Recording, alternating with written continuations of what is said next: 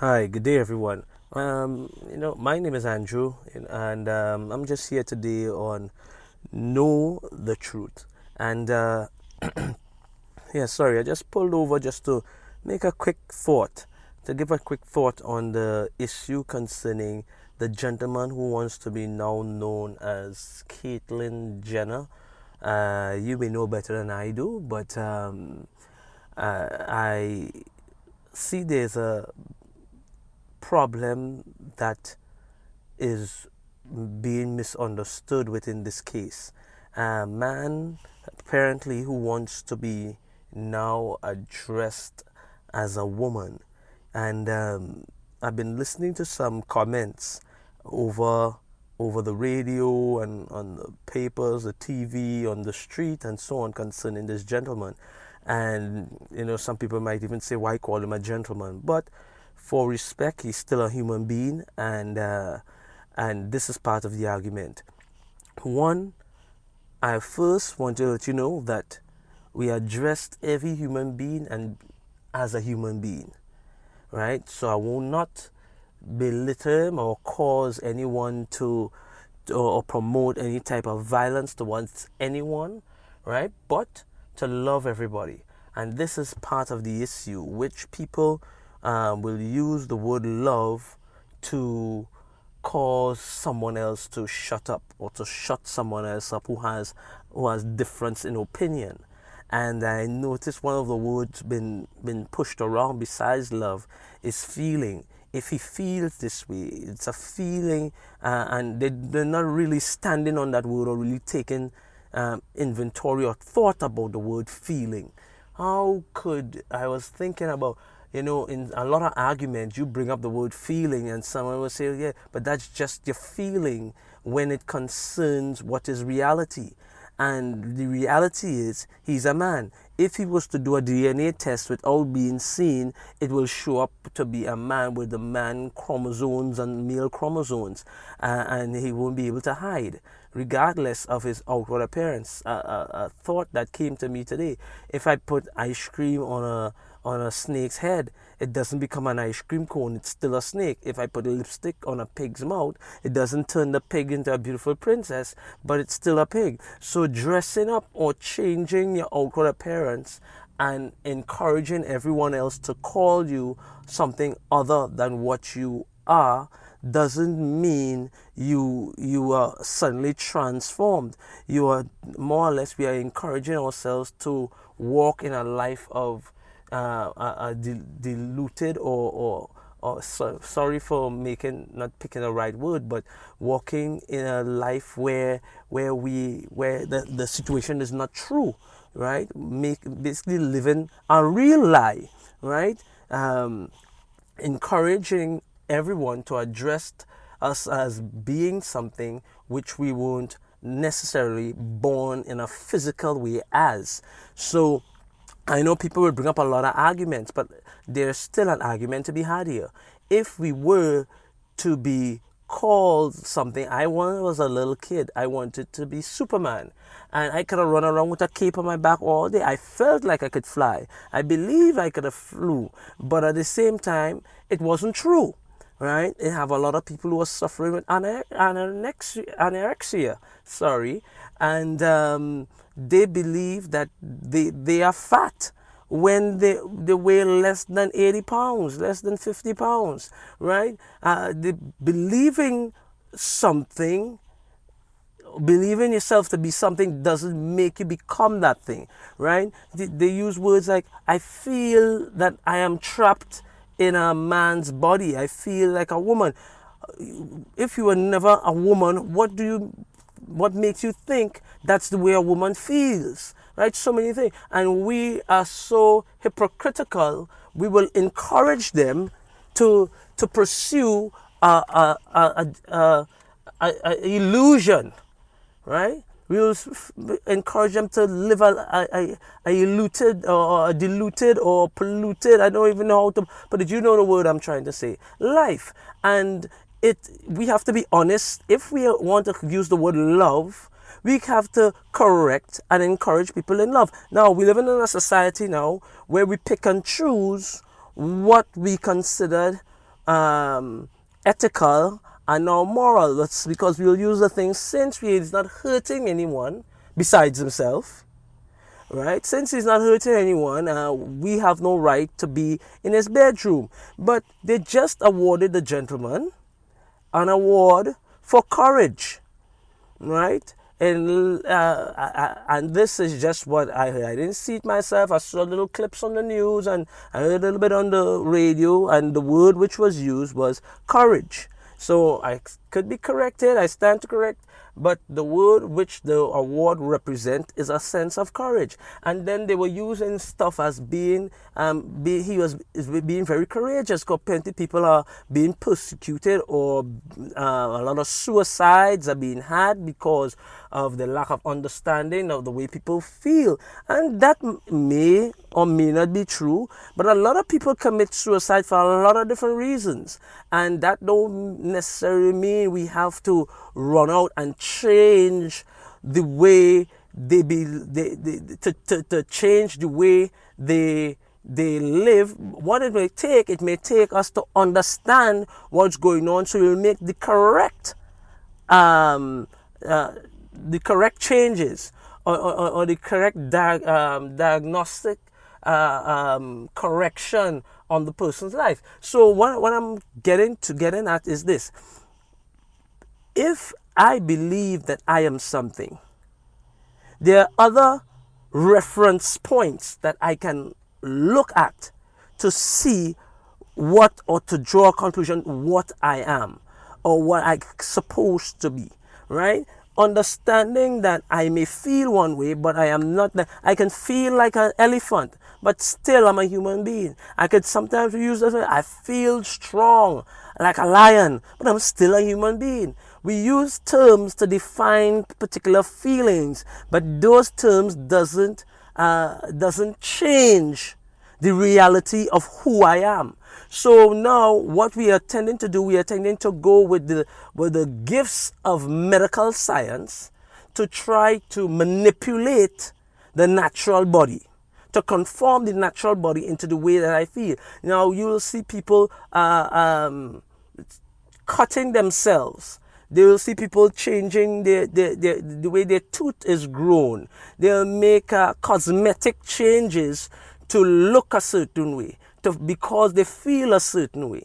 Now, we as a society, we must be very careful of how we allow or promote. Some people don't want me to use the word promote, but we are promoting when we are not correcting, right? They said the person is going back to the point, they're feeling he's very courageous for coming out, right? That might be a good word, and then they may use words, positive people in history that most people consider a positive move today. Might not be positive move at the time, with Rosa Parks and Martin Luther King, and they will use these people as being courageous based on doing something, I guess, against the grain. But if that is the way you're going to use the word courageous, I could also use the word courageous for Hitler or Bin Laden or Pol Pot, or I can go. You can go on. You can pick men through history who have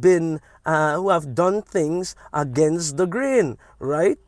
Mussolini, and we could go on and on and on, picking people who we don't consider a positive change. More or less, these were more, in our eye view, negative, and we can say they are courageous in making that negative choice, or that going into that negative direction. So he being courageous based on doing something which we understand, or some people don't want to understand, that it's a lie. He's not a woman. He was born a man based on the gender that we identify being male and female, right? Now what we will have to do, we'll have to now abolish to cradle this new mentality, because we'll want these people not to feel segregated or isolated, right? Based on feelings. Again, feelings supporting one feeling over another, I will say we are being hypocritical, right? Being very hypocritical. Looking at supporting one feeling over another. And then you may say, well, this the one doesn't hurt anyone. But he's hurting himself and being very selfish because his family, his children, his loved ones, all these people are being affected or affected by the decision he has made. Now you will say, oh, well, he is his own person, right? He's his own person, but his behavior is affecting other people. So now we mustn't care about our feelings because now our feelings are coming into play, right? So his feelings has now trumped my feelings or his sister's feelings or his son's feelings or his mother's feelings, and we must conform to how he feels. If you understand what I'm saying, we must confirm his feelings has now trumped our feeling. And since, okay, it's not physically hurting anyone, I could say, well, since it's not physically hurting him, keep the way, because basically you're going on emotions now. He's emotionally hurt. What about the emotional pain that his family may go through, his emotional lack of understanding what his family go through? His now has now trumped everyone else. And everyone else's feelings is disregarded. Right? But it's coming back again. If you're going to base making this decision on feelings, no scientific proof, the only thing we can base this thing on or line it up to is what we consider the norm of society. Looking at some and projecting something else upon yourself. And now everyone is conforming to help you live a lie. When you thought originally you were living a lie. The lie that you were living is you was one time you wasn't confessing these were the feelings you were having. But that don't make it right. A lot of people may feel emotional or sexual drive towards an animal. That don't mean that they should have a love affair with the animal. People do, but you see, if we were to go on, we can go on for hours, and then we will have to debate our whole life on feelings, right? I can say, well, I was born a Christian, and now you guys cannot condemn me because since I was born a Christian and I feel like a Christian, you cannot deny me that of my feelings. You cannot judge me by how I feel about myself, how I feel about society around me, how I feel for a society is ridiculing, and so on. So this thing is very, very, very thought provoking. Sooner or later, of course, the society is going to accept it because the trump card that will be used here will be love. And in our society, love is used as a card that you shouldn't say anything after the fact. If they say, but he's kind to me, he's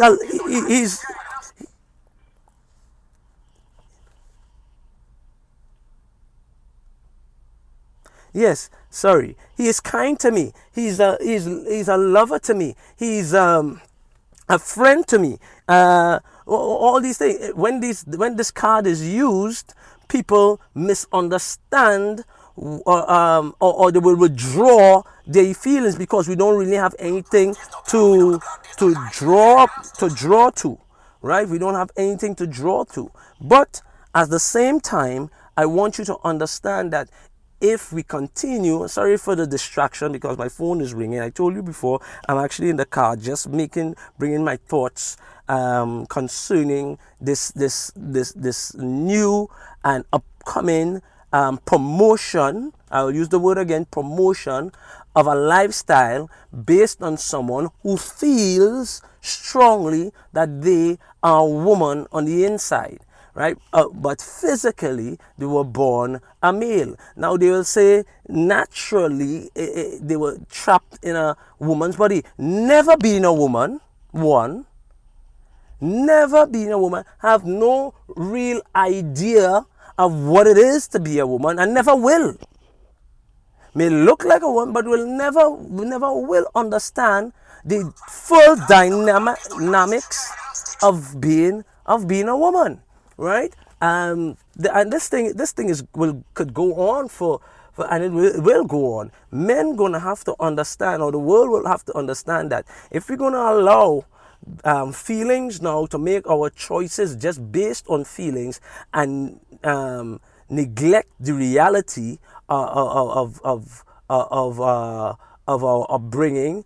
Some people, I will even say, if you want to go this route, since this is a secular route of evolution, in the case of evolution always goes for the best way of preserving itself.